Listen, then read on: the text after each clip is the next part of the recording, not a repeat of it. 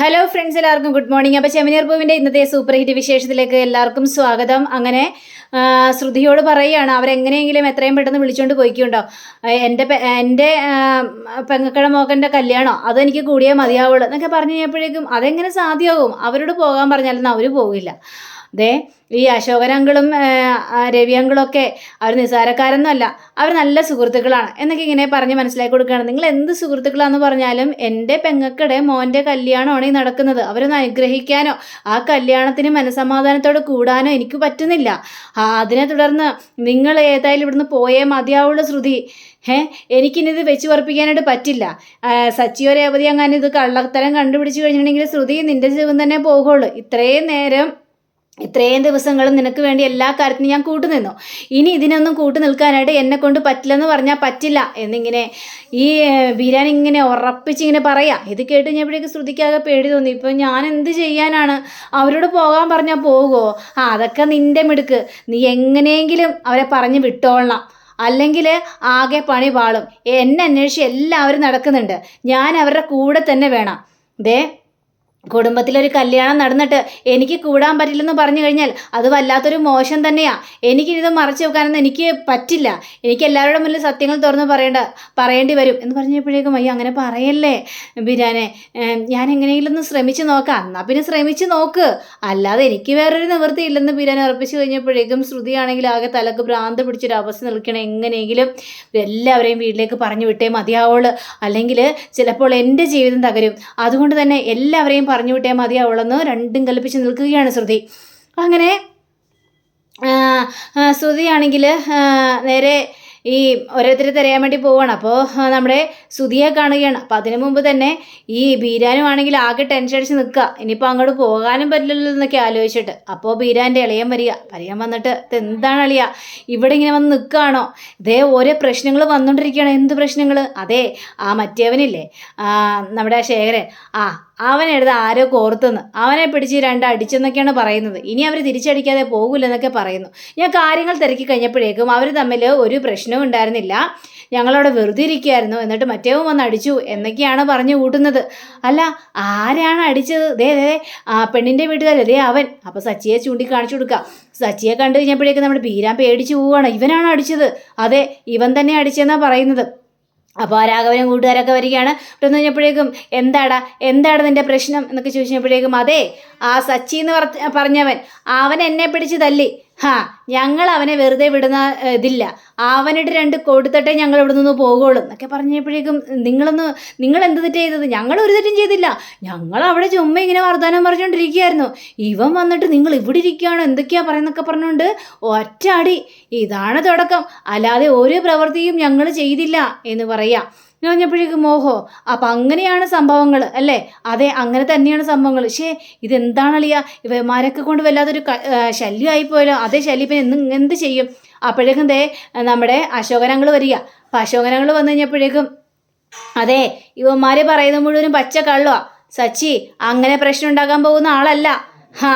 ആ പെണ്ണിനെ കുറിച്ച് എന്തൊക്കെയാ പറഞ്ഞെന്നറിയാമോ? അവൻ്റെ പെങ്ങളാത്. അപ്പം ആ പെങ്ങളെക്കുറിച്ച് എന്തെങ്കിലും അനാവശ്യങ്ങൾ പറഞ്ഞു കഴിഞ്ഞിട്ടുണ്ടെങ്കിൽ എന്തോ ആയിരിക്കും സ്ഥിതി. ആ പെങ്ങളെക്കുറിച്ച് എന്താ പറഞ്ഞെന്നറിയാമോ? ഇവർ രണ്ടൊരു ഒളിച്ചോടി പോയതല്ലേ. ഇത്രയും പെട്ടെന്ന് കല്യാണം നടത്താനുള്ള കാരണം ആ പെണ്ണിൻ്റെ വയറ്റിൽ കുഞ്ഞുണ്ടാകും, അതുകൊണ്ടായിരിക്കും ഇങ്ങനെയൊക്കെ സംഭവിച്ചിട്ടുണ്ടായെന്നൊക്കെ പറഞ്ഞുകൊണ്ട് അനാവശ്യമായ രീതിയിലാണ് പറഞ്ഞത്. അപ്പോൾ ഇത് കേട്ട് കഴിഞ്ഞപ്പോഴേക്ക് ഇവന്മാരങ്ങോട്ട് പതുക്കെ അങ്ങോട്ട് എസ്കേപ്പ് ആവുക. അപ്പോഴാണ് ബീരാന് സംഗതികളെല്ലാം മനസ്സിലായത്. ഈ സംഭവം അറിഞ്ഞു കഴിഞ്ഞപ്പോഴേക്ക് സച്ചി ആണെങ്കിൽ 2 കൊടുത്തു. ഇങ്ങനെ കേട്ടിട്ടുണ്ടെന്നുണ്ടെങ്കിൽ കൈയും കെട്ടി നോക്കി നിൽക്കണമെന്നാണോ? അതൊരിക്കലും സച്ചി ചെയ്യില്ല. സച്ചിക്ക് ആത്മാഭിമാനം എന്ന് പറഞ്ഞ സാധനമുണ്ട്, അതുകൊണ്ടാണ് സച്ചി അങ്ങനെയെല്ലാം ചെയ്തു. അപ്പം അങ്ങനെയാണ് സംഭവങ്ങൾ അല്ലേ? ശരി, കൊടുത്തേക്കാം എന്നും പറഞ്ഞുകൊണ്ട് നമ്മുടെ ബീരാനാണെങ്കിൽ നേരെ ഇവന്മാരുടെ അടുത്തേക്ക് ചെല്ലുകയാണ്. അപ്പോൾ നിങ്ങൾ പെണ്ണിനെക്കുറിച്ച് അനാവശ്യങ്ങൾ പറഞ്ഞല്ലേ? ഞങ്ങൾ അനാവശ്യമൊന്നും പറഞ്ഞില്ല, ഉള്ള കാര്യമല്ലേ പറഞ്ഞത് എന്നൊക്കെ പറഞ്ഞപ്പോഴേ അത് ശരി, ഉള്ള കാര്യങ്ങളാണ് പറഞ്ഞത്. എന്നിട്ട് അവൻ നിനക്കിട്ട് എത്ര അടി തന്നടാ? 2 അടി. 2 അടി തന്നുള്ളോ? അത് പോരല്ലോ മക്കളെ എന്ന് പറഞ്ഞുകൊണ്ട് നമ്മുടെ ബീരാനാണെങ്കിൽ പട്ടക്കെന്ന് പറഞ്ഞിട്ട് അവനിട്ട് ഒറ്റ അടി കൊടുക്കണം. ഇപ്പം 3 ആയി. കറക്റ്റായി. 2 കിട്ടിയാൽ പോരാ, നിനക്കൊക്കെ 3-4 അടി കിട്ടണം. മേലാൾ ഇത്തരത്തിലുള്ള വർത്തമാനം പറഞ്ഞുകൊണ്ട് വന്നു കഴിഞ്ഞാൽ അവൻ്റെ കൺമുന്നിൽ പെടാതെ പോയിക്കോ, അല്ലെങ്കിൽ നിങ്ങളേക്ക് ഇഞ്ച പരിവാകും, മനസ്സിലായല്ലോ എന്ന് പറഞ്ഞുകൊണ്ട് പറഞ്ഞു വിടുക. അപ്പോഴേക്കും നമ്മുടെ അശോകനങ്ങള് പറയണ കൊള്ളാലോ അളിയൻ. പിന്നെ അല്ലാതെ അളിയനെ കുറിച്ച് എന്താണ് നിങ്ങൾ വിചാരിച്ചിരിക്കുന്നത്? അളിയെന്ന് പറഞ്ഞാലേ മനുഷ്യ സ്നേഹം കൂടുതലുള്ള ആളാണ്, അതുകൊണ്ട് ഏത് പ്രവൃത്തിയും ചെയ്യും എന്നും പറഞ്ഞുകൊണ്ട് പറയാ. ഈ സമയം തന്നെ നമ്മുടെ ശ്രുതിയാണെങ്കിൽ ഈ ശ്രുതിയെ അന്വേഷിച്ചുകൊണ്ടിരിക്കുക. അപ്പോൾ ശ്രുതിയാണെങ്കിൽ അവിടെ അടുത്തുനിന്ന് ഇങ്ങനെ ഫോൺ ചെയ്യുക. എടാ നീ ഈ കല്യാണത്തിനൊന്നും വരണമായിരുന്നു. എനിക്ക് ഈ ഒരുക്കങ്ങളെക്കാൾ ഇഷ്ടപ്പെട്ടത് ഇവിടുത്തെ ആംബിയൻസ് ആണ്. എനിക്ക് ഭയങ്കരമായിട്ട് ഇഷ്ടപ്പെട്ടു. പിന്നെ ഫുഡാണെങ്കിൽ പറയണ്ട, ഒടുക്കത്തെ രുചി. എനിക്ക് വീണ്ടും വീണ്ടും കഴിക്കാനായിട്ട് തോന്നുകയാണ്. എന്താ നീ പറഞ്ഞത്? വരാതിരുന്ന എടാ നിനക്ക് വരായിരുന്നില്ലേ? അയ്യോ കല്യാണത്തിന് വിളിച്ചില്ലെന്ന്. എടാ വിളിക്കാതെ സദ്യക്കൊക്കെ നമുക്ക് എത്ര പ്രാവശ്യം നമ്മൾ ഉണ്ണാൻ പോയിട്ടുണ്ട്. പിന്നെ എന്താടാ പ്രശ്നം? നിനക്ക് ഇങ്ങോട്ട് വരായിരുന്നില്ലേ എന്നൊക്കെ പറഞ്ഞുകൊണ്ട് അപ്പം ശ്രുതി ഇതെല്ലാം കേട്ടോണ്ടിരിക്കണം. എങ്ങനെയെങ്കിലും ശ്രുതിയെ പറഞ്ഞു വിടണമല്ലോ എന്നൊക്കെ ആലോചിച്ചുകൊണ്ടിരിക്കുക. അങ്ങനെ ശ്രുതിയാണെങ്കിൽ നേരെ അങ്ങോട്ട് കയറിപ്പോയി കഴിഞ്ഞപ്പോഴേക്കും എങ്ങനെയെങ്കിലും എനിക്ക് കുറച്ചും കൂടി ഭക്ഷണം കഴിക്കണം. വിശന്നിട്ട് ഒരു രക്ഷയില്ല. ആരെങ്കിലും എന്തെങ്കിലും വിചാരിച്ച് എനിക്ക് എന്താ കുഴപ്പം, കുറച്ചും കൂടി ഭക്ഷണം കഴിക്കണം എന്ന് വിചാരിച്ചുകൊണ്ട് പോകാൻ നോക്കി കഴിഞ്ഞപ്പോഴേക്കും ശ്രുതിയെ വിളിക്കുകയാണ്. ശ്രുതി ഒന്ന് നിന്നേ. ഇതെന്താ എന്ത് ഭാവിച്ച്? അല്ല ഷോറൂമിൽ പോകണ്ടേ? ഷോറൂമിൽ പോകാനാ? അതെ ഞാൻ പറഞ്ഞില്ലായിരുന്നോ ഷോറൂമിൽ പോകണമെന്ന്? ശ്രുതി എപ്പോൾ പറഞ്ഞു എന്നോട് ഷോറൂമിൽ പോകണമെന്ന്? എന്നോടൊന്നും പറഞ്ഞില്ല. ഞാൻ പറഞ്ഞു, അത് ശ്രുതി ഓർക്കാഞ്ഞിട്ടാ. ഞാൻ ഉറപ്പായിട്ടും പറഞ്ഞതാ ഇവിടുത്തെ ഇതൊക്കെ കഴിയാൻ നേരത്തെ പെട്ടെന്ന് തന്നെ പോകണമെന്ന്. ഇത് കഴിഞ്ഞിട്ടില്ലല്ലോ ശ്രുതി. ഇത്രയൊക്കെ മതി, ഏതായാലും കെട്ട് കണ്ടല്ലോ, അത്രയും മതി. പെട്ടെന്ന് തന്നെ ഷോറൂമിലേക്ക് പോകാൻ നോക്ക്, അവിടെ ഭയങ്കര തിരക്കാ. ഈ ഒരു സമയത്തോ എങ്ങനെയാ പോകുന്നത്? ഞാനേ ഒന്നും കൂടി പോയി സദ്യ കഴിച്ചിട്ട് വരെ. സദ്യ കഴിച്ചതല്ലേ? എന്നാൽ എനിക്ക് വിശക്കുന്നു ശ്രുതി, അതുകൊണ്ട് എനിക്ക് കുറച്ച് ഫുഡും കൂടി കഴിക്കാനുണ്ട്. അയ്യേ നാണമില്ലേ ഇങ്ങനെ കഴിക്കാനായിട്ട്? അതെന്താ കല്യാണത്തിന് വന്ന് സദ്യ കഴിക്കുന്നത് ഇത്ര നാണക്കേടാണ്? വിശക്കുമ്പോൾ ഭക്ഷണം കഴിക്കണമെന്നേ. വിശക്കുമ്പോൾ ഭക്ഷണം കഴിക്കണം, അതൊക്കെ ഓക്കെയാണ്. പക്ഷേ ഒരു പ്രാവശ്യം സദ്യ കഴിച്ചല്ലേ, എന്നിട്ട് വീണ്ടും നാണം കിട്ടു പോയി കഴിച്ചിട്ടുണ്ടെങ്കിൽ ആൾക്കാർ എന്ത് വിചാരിക്കും? ശ്രുതി നീ ഒന്നും മിണ്ടാതിരിക്കും ശ്രുതി എന്ന് പറയണ. ഇല്ല പെട്ടെന്ന് തന്നെ ഷോറൂമിലേക്ക് പോ. എന്നെ അവിടെ നിന്ന് അവൾ വിളിച്ചിട്ടുണ്ടായിരുന്നു. അവിടെ ഷോറൂമിൽ ഭയങ്കര തിരക്കാന്ന് എന്നോട് പറഞ്ഞത്. അതുകൊണ്ട് എത്രയും പെട്ടെന്ന് ശ്രുതിയോട് ചെല്ലാൻ പറഞ്ഞു. നമ്മുടെ ബിസിനസ്സാണ് നമുക്ക് വലുത്, അതുകൊണ്ട് തന്നെ എത്രയും പെട്ടെന്ന് പോകാൻ നോക്ക്. ഇങ്ങനെ തമ്പിട്ട് നിന്നിട്ട് കാര്യമില്ല എന്നൊക്കെ പറയാം. ഇത് വല്ലാതെ കഷ്ടമായി പോലെ. ശരി എങ്കിൽ പിന്നെ ഞാൻ പോകാം. എങ്കിൽ പോ എന്ന് പറഞ്ഞുകൊണ്ട് ശ്രുതിയെ പറഞ്ഞു വിടുകയാണ്. അപ്പോൾ ശ്രുതിക്ക് ഭയങ്കര ആശ്വാസം തോന്നുകയാണോ? ഏതായാലും ശ്രുതിയെ പറഞ്ഞു വിട്ടു. ഇനി ഇത്രയും കാര്യങ്ങളൊക്കെ ഇനി ബാക്കിയുള്ളവരെങ്ങനെയെങ്കിലും പറഞ്ഞു വിടണമല്ലോ. പിന്നീട് നമ്മുടെ രവിയെയും അതേപോലെ തന്നെ ചന്ദ്രയും കാണിക്കുകയാണ്. അപ്പോൾ ഇവരുടെ അടുത്തേക്ക് ശ്രീകാന്തും വർഷയും കൂടി വരികയാണ്. അങ്കിളെ ഞങ്ങളിപ്പോൾ കല്യാണമൊക്കെ കഴിഞ്ഞ് ഞങ്ങളൊരു ടൂർ പ്ലാൻ ചെയ്തിട്ടുണ്ടായിരുന്നില്ലേ, അതിന് ഞങ്ങൾ പോവുകയാണ് കേട്ടോ. അപ്പോൾ ചന്ദ്ര ചോദിക്കണം, ടൂറിന് ഇപ്പോൾ പോണോ? പോണോ ആൻറ്റി, ഞങ്ങളത് പ്ലാൻ ചെയ്ത കാര്യമല്ലേ, അപ്പം ഞങ്ങളൊന്ന് എൻജോയ് ചെയ്തിട്ട് വരട്ടെ. അവൾക്ക് തുടങ്ങി. അവർ എൻജോയ് ചെയ്തിട്ട് വരട്ടെ ചന്ദ്രേ, നിനക്കിപ്പോൾ എന്താ പ്രശ്നം? എങ്കിൽ പിന്നെ ഞങ്ങൾ പോയിക്കോട്ടെ. എന്നാൽ ശരി മക്കളെ, നിങ്ങൾ പോയിട്ട് വാ എന്ന് പറഞ്ഞുകൊണ്ട് ഇവരെ പറഞ്ഞു വിടുകയാണ്.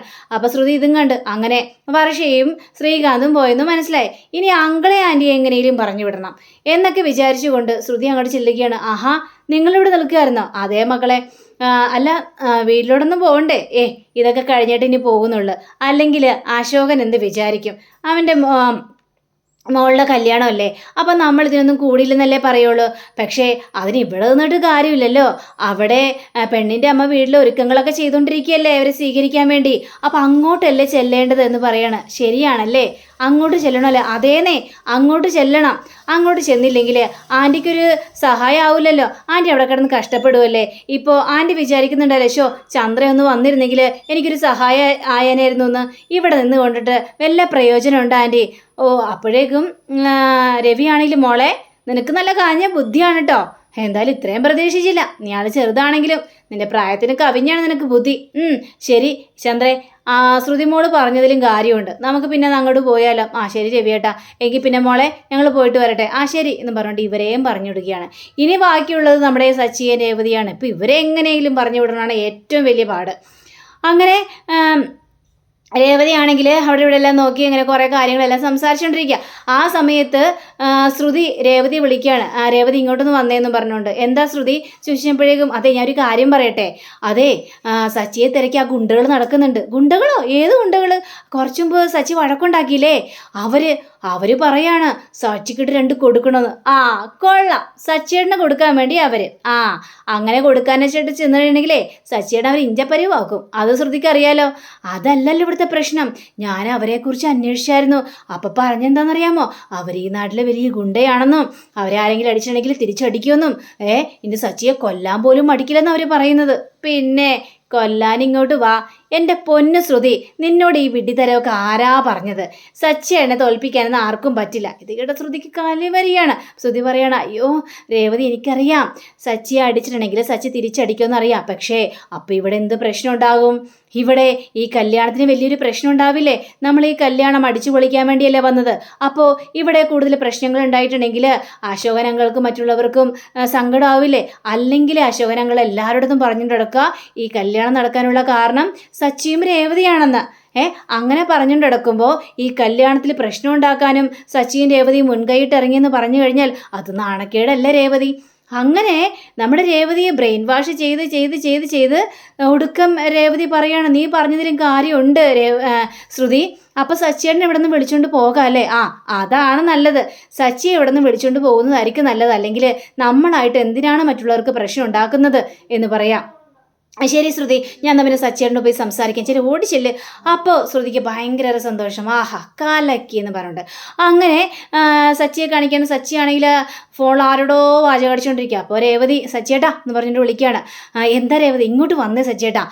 എന്താ നീ ഇപ്പോൾ വിളിച്ചത്? അതെ സച്ചിയേട്ടാ, ഒരു പ്രശ്നമുണ്ടല്ലോ സച്ചിയേട്ടാ എന്ന് പറഞ്ഞപ്പോഴേക്കും ആ പ്രശ്നം പറയണേ. അങ്ങനെയൊക്കെയോ? ഇല്ല, ഞാൻ ഒരിക്കലും വരില്ല ഇവിടുന്ന്. ഇവിടുത്തെ ഫംഗ്ഷൻ ഒന്നും കഴിയാതെ ഞാൻ വരുന്ന പ്രശ്നമില്ല സച്ചിയേട്ടാ. ഇനി ഇവിടെ നിന്ന് പോരുത്. ഞാൻ പറയുന്നത് കേൾക്ക്. അവർ പ്രശ്നം ഉണ്ടാക്കുന്നതിന് മുമ്പ് തന്നെ നമുക്ക് പോകാം. അത് കഴിഞ്ഞിട്ട് നമുക്ക് അവരുടെ വീട്ടിലേക്ക് പോകാമല്ലോ. അതൊന്നും പ്രശ്നമില്ലാത്ത കാര്യമല്ലേ. പക്ഷെ ഇവിടെ നിൽക്കാൻ പാടില്ല. ശരി, നിനക്ക് അങ്ങനെ നിർബന്ധമെങ്കിൽ പോകാന്നേ.